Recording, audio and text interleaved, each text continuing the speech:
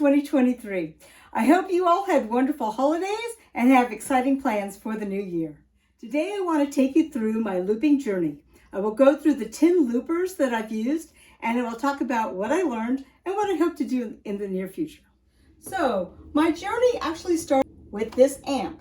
I had previously bought this little Cube Street to use at my student recitals and to take outside on a nice day and play.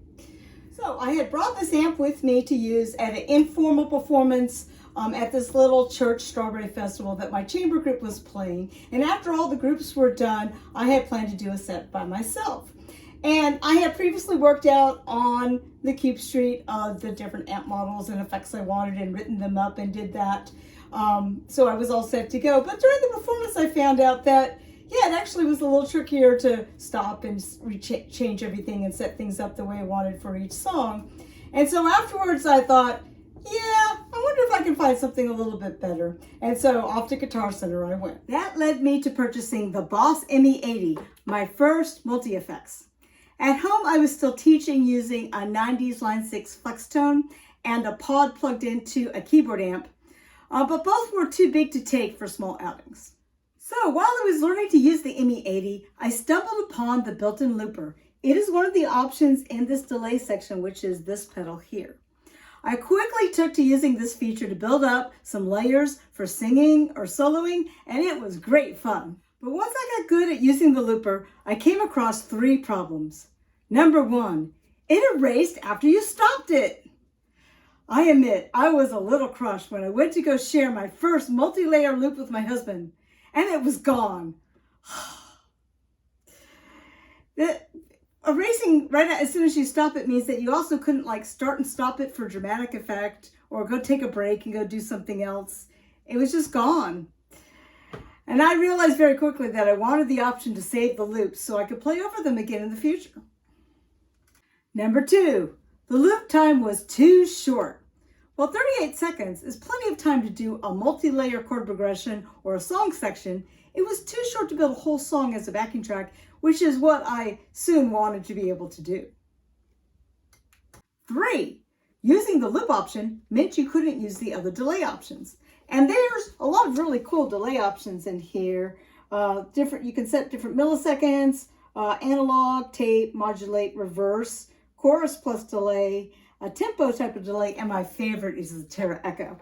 But there is in this EQ FX2, there is a basic delay here, and that would be this pedal here. So you could get a basic delay, but then you give up some of the extra options here, which gives you like a second EQ or booster thing that you can have here. It's still usable, but it does limit your options.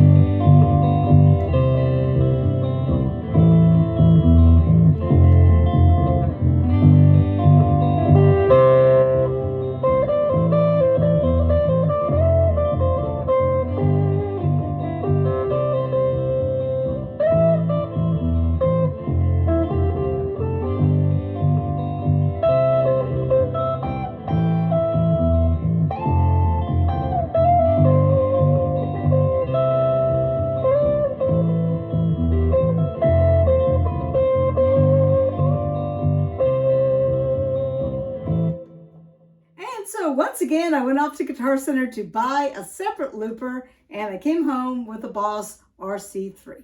The RC3 really built my skills as a looper. In order to start looping longer songs, I really had to fine-tune the coming in on one and ending the loop on one. I started adding intros that could work as an extended section between the repeat, and I got kind of sophisticated with that so that I could have some really nice transitions between like the verses of the song. I even did some nice long songs. I did not end up using the aux in at that point, even though I thought that was an option to be able to put in just like a full backing track of a song to play with. But I got to that later. So let's see, what happened next was I got tired of double tapping to stop this. It was just a little hard to get that double tap just at the right time. So the next thing was that I bought the FS5U and with the TRS cable, so that I could attach it and use this to be a stop instead of having to double tap.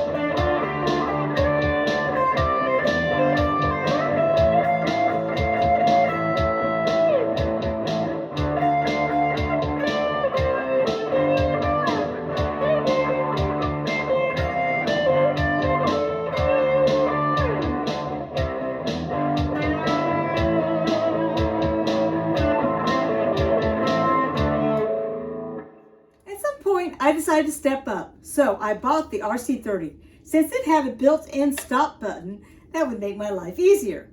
A new idea to this was that it had 2 tracks, and each of them had their own volume slider. So that was nice, and I had fun building up different tracks on each one and adding them and subtracting them, turning them on and off, sliding them in and out. That was fun, but I did find that it was difficult to switch tracks because you have to hold this down for 2 seconds. So before you know it, I was back to adding in the 5U, and now it was to change the tracks for me. And that made life much easier. Eventually, I actually plugged in a mini keyboard into the aux input of the RC30, and I started off just to import some drum tracks because they had some different drum tracks, but eventually I learned to change it to drums and start making my own drum tracks. And then from there I started adding in layers of keys and a different type of bass line, and that was really fun because I was able to be more creative with it and control all sorts of different parameters.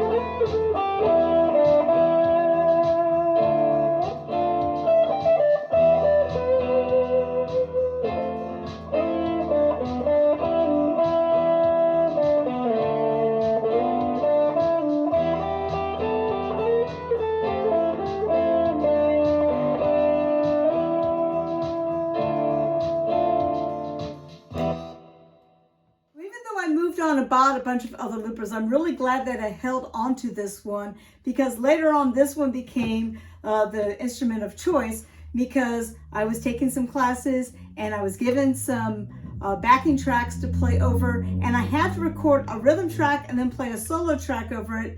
And although I had other tools, this was the easiest thing. There's a little aux in here, so I just put the backing track in through the aux in, and that allowed me to fine tune how loud I wanted it. And then I was able to record on the second track my rhythm guitar, and then fine tune those together at the right level before I did my solo, and then make a video doing that. And that certainly made life a lot easier. So sometimes, you know, the old simple tools are the best at not having lots of parameters and menus to go through. Sometimes can get in the way of trying to get something done as quick as possible, and old school sometimes is as quick as possible.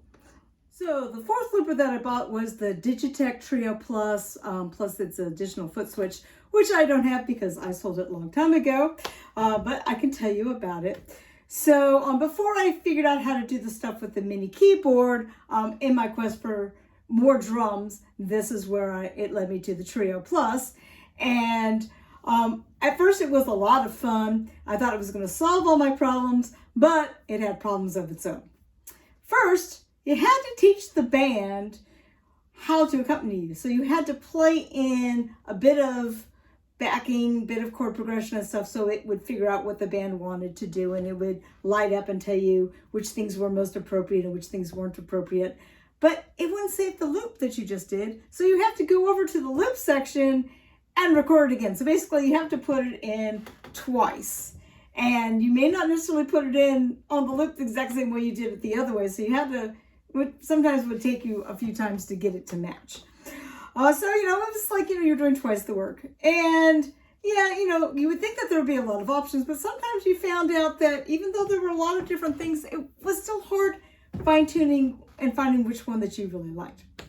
All right, the second one was the thing that I really thought was going to be cool is it have all these different song sections, and you could page through the different song sections. So I thought you could do intro, you could pre-record and have like an intro and a verse and chorus, and then go back to the verse and chorus, and then be able to hit over to the bridge and do this. But it didn't really want to go backwards, it really wanted to go forwards, and so you had to rethink, and ultimately I couldn't make it the way I wanted to work. I think later on they fixed that, but at the time that I had it, it just wanted to go forwards, not back.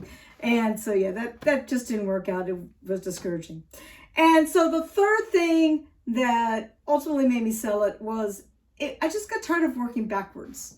I wanted to come up with a song and find the drums and then build the loops on that. And instead you have to, you know, get your loop down and find and then work from their drums, and, you know, have the drums work towards you. It wasn't the way I wanted to think about it. And, you know, it served its purpose. I made the videos that I wanted to make with it, and then it was just time to let it go and move on to new tech. And so that's what I did. So the fifth looping option that I used wasn't a pedal at all. It was an app that was on both my iPad and my iPhone called Music Memos. And so before I started using the aux in on the RC30, this is what I used for a long time, because again, I was giving backing tracks, or I was needed to put down my own backing track and then put layers on it. And so I would just swap back. I'd record one thing on the iPad, and then I would put that through some speakers, then record on the phone and put that through some speakers. And I like the drum options on here too. It sort of worked the same way as the Trio, in that it could add the band for you, but you had a little more control, because you could make it do more complicated or uncomplicated, or turn it off or whatever, or move it around. And I did like it better. And it was just, again, very intuitive and easy to use. But at some point in their we're just not going to support things anymore, they've stopped supporting it. You can still use it if you have it and your old tracks are still there, but they moved that into the vocal memos. It doesn't work quite the same. So again, sometimes you have to just move on, but I really did enjoy using it for a long time because it was quick and easy to use.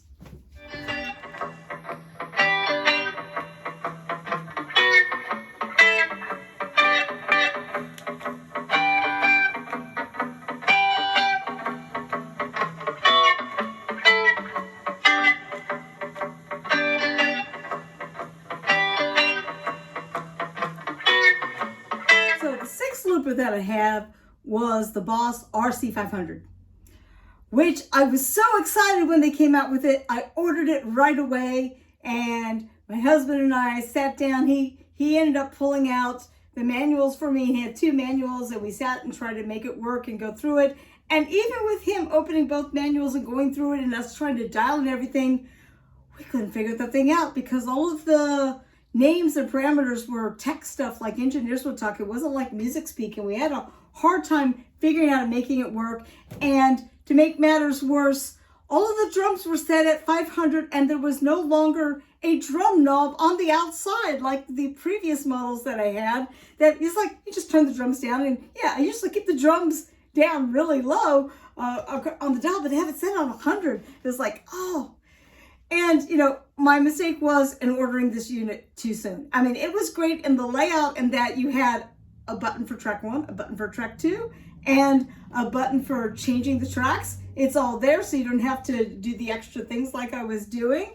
But the way that they had it out was not very intuitive. And had I just waited, so yeah, obviously we returned it right away. Had I just waited, eventually loop experts and, you know, people who do reviews came out with videos and talked about it and came up with the idea. I6Pi came up with the idea that it's like, you know, you make a template and then you can put the template on for each track and keep that. It was like, oh yeah, had I just done that, had I known to do that, that would have solved the issue. But yeah, I returned it within a few days, and so much for that. Times I'm tempted to buy it back, but no, I'm not there yet. So looper number 7 is my favorite looper, and I still use it. And this is what I ordered when I returned the RC500. I bought the RC10R.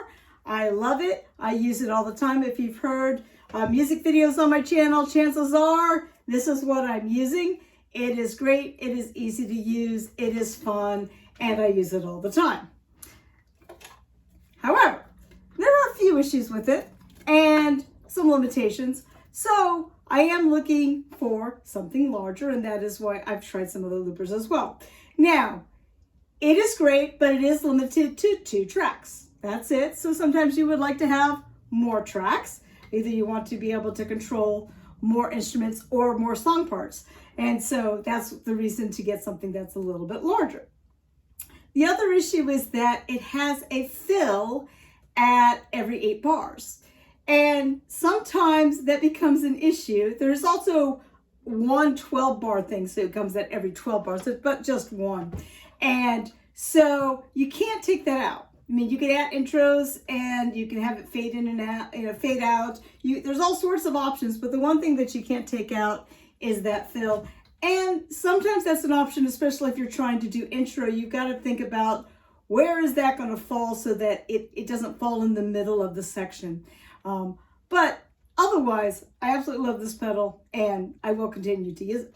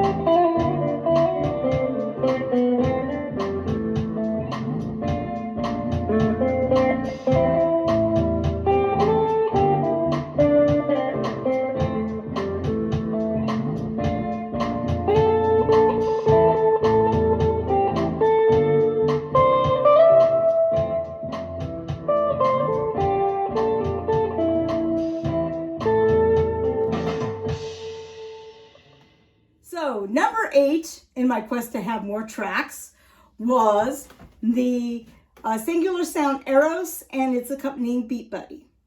And I was so excited about getting these. I was just really thrilled to get these because Not only did it do 2x2, so you could have 2 sections with 2 tracks each, but you also could do 6x6, and that just gave so many different possibilities. And I was really just couldn't imagine that, yes, it was going to have like the power of a doll and sort of the readout of that all up there to use as you will. And it was great at first. At first it was great, it worked well, but you know, like a lot of things, I ran into problems. Performing live, 2x2 works okay. You can make that work okay. But the 6x6, when I tried to make that work live in front of someone, I was doing a performance in front of someone, and no, you miss something, and I had to wait till the loop went all the way around before I could restart it when it was a long loop. And the problem with the 6 tracks is, again, they only go forward. In order to have the minimum number of buttons, you have to go forward. You can't just like go back and forth. You have to go forward and go all the way around to get back to where you want. And well, that made it a lot of taps to get on to move back to the place that I wanted to go to be able to do it in the order that I recorded it. So that became a problem. And then, so to fix that, I bought their MIDI controller, the MIDI Maestro, I think it's called. And so I thought, okay, great, this is going to fix it. Well, it did and it didn't. Yes, there was ways you could tap and then get into the controls of the arrows and then control where you wanted it to go. But it still was an extra tap, one more tap than I wanted. You still had to tap each time into the arrows and then again into where you wanted to go. So it still was one more tap and one more thing that I really wanted to do. It wouldn't just stay on the page. I wanted it to, every time I click something in that page, it would go back one. And they were like, well, you could go and add in like mini messages and stuff. And well, I tried to do that, and I am a MIDI novice, and no, that just didn't work for me. I was just beyond frustrated very quickly. And they came back a little too slow with offering to help. So at that point, I'd already given up. The Beat Buddy 2 sounded great, and doing the fills were great. The fills work just like the 10R, where you can put in a fill whenever you want, which is great and fun. However, unlike the Boss 10R, which tells you on the screen, you know, what the time signature is, there's no time signature list in the Beat Buddy. I finally had to go and like download a list of things and mark them all. And in order to save anything on the Beat Buddy, you had to go into the computer. And my whole goal was to not do a computer. I had given up using a DAW, and I may well going to use one in the future, but I had let that all go, and I was trying to not use a computer, not to go in, not to program things, not to transfer them. I just wanted to be on the pedal itself, and there is no way to save anything. And it was also the way that it talks to one thing but doesn't talk to the other thing, and you have to reset it up each time you want to do the song, because it wouldn't save anything unless you go through this long, complicated process. And yeah, so after a while I was disillusioned, and yes, I went ahead, even before I sold it, I just went ahead and I ordered the Headrush Looper board.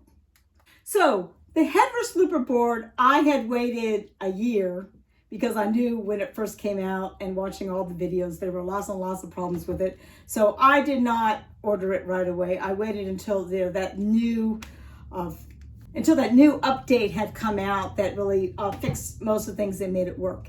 And I did like the Headrush. The Headrush overall was easy to use, and it had 4 different modes that were easy to get to, so that you could have them all be, you know, you can have multi-mode where each of them is, you know, controlling a different instrument, or you can have 4 different song parts, or you can have 1 drum playing and 3 song parts, or you can have it totally free form if you want to do ambient stuff. And that was pretty easy to get to. I had some trouble figuring out some of the interface stuff in and out, but it's mostly because I just didn't put time in it. And I know it was really my own fault, that I just need to do more reading about the manuals and asking a few more questions to solve any of the few issues that I had. Sometimes with setting, you know, the loudness and things would be too loud or too soft, or when I was trying to solo over.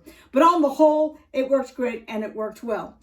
it didn't have enough drums for me, and that became an issue. There are lots of drums, but they're not set up in the same way as they are in the Boss RC units, where they're by genre. They're more done by how fast they are. And although you can change the tempo a bit, it was harder to find what I wanted. And then I was performing, part of the reason I bought it, again, I had this big performance. So that was the same reason that I bought this. And I was doing several songs in 3/4, no 3/4. There was no 3/4. And I was like, okay, well, I guess I could take something off the RC10R and put it in there, or off of one of my keyboards and put it in there, or I can record something in there. And I'm like, well, if I'm going to do all that trouble, I might as well just use the 10R. And well, so that's what happened. I figured out how to make it into 2 parts, and I just ended up using that.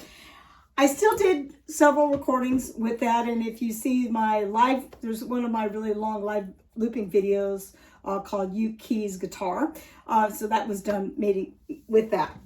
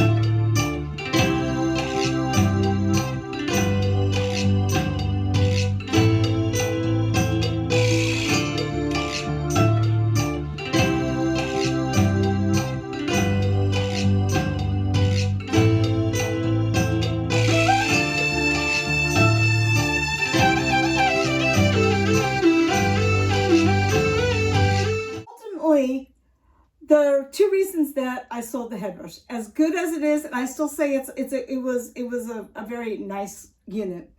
One is it just really proved to be too big. It took up all the floor space, and it spent more time under a cover than it did out being used, just because it was big, and I had to really take it out and set it up and put it away, because my studio is multi-use, and so I just couldn't leave it out all the time, even though I tried.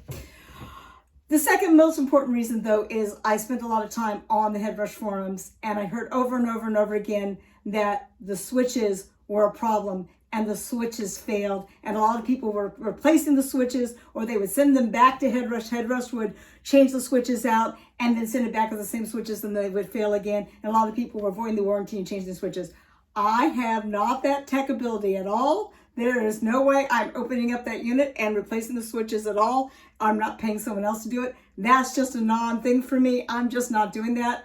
And so I ultimately decided that since it was being a big paperweight on my floor, because it was a lot of effort to set it up, and because I was worried about the switches failing and I didn't want to overuse it, that it was just time to sell it. I am hoping that there is a new version coming out and that they have fixed the switches. We shall see, because yes, overall, I did like a lot of things about it, but the drums are better on the Boss units. They're much more interesting. So that's where I am. So now we're up to number 10, and this is the Boss RC 600. I actually bought this a while ago. I traded in the Headrush and a bunch of other gear for it, and I have got an expression pedal and a FS6 switch, or I may buy another double switch like I have for the other unit if I need it, ready to go for this. I've just been busy, really busy. And what I found out from the first time of sitting and playing with this is not something you pick up and figure out really quickly. Because it can do so many things, that makes it more complicated. And so I am still, finally now, all the holidays are over and the new year, I'm starting to watch videos on it and trying to figure out what it is I want to do with it and how I want to set it up. So Boss comes with it with set up so that you have three tracks here, and then you hit this button, you can get 3 more tracks. So 4, 5, 6. And then if you hold this, you can get built-in effects. But I'm one of those people, I don't need built-in effects. I much rather have my effects outside. And so instead, I have built another looper board. I'm going to show you those in a future video very soon. So anyway, so this has all the drum options that I want and has those great drums that I love in the RC10R, but you have more control of them. You can turn things on and off. You can control where the fills are and control all the variations and things like that. But because you have so much control of things and you can reassign all the buttons and change everything around, it is more complicated to use. And so I just haven't really figured out how to use this yet. This is really just the beginning of a journey for me. There are a billion videos out there. I am following a bunch of people who know how to use this unit. So I just have to sit down and watch the videos and play with the unit and figure out how to use it. In the meantime, I have the 10R and that works really well for me. So thank you for following my journey. I hope this was informative to you if you're interested in looping or if you're thinking about what unit to buy or what things to try on, maybe even just what question to ask on what is it I want it to do, how do I want to do it, or if you too have been through a similar journey, tell me about it. I'd love to hear in the comments. Please share with me your own journey or what units you love the best. There's more units out there, of course, I haven't tried. But, you know, this again, it's a journey, and I wish you well on yours as well. Take care.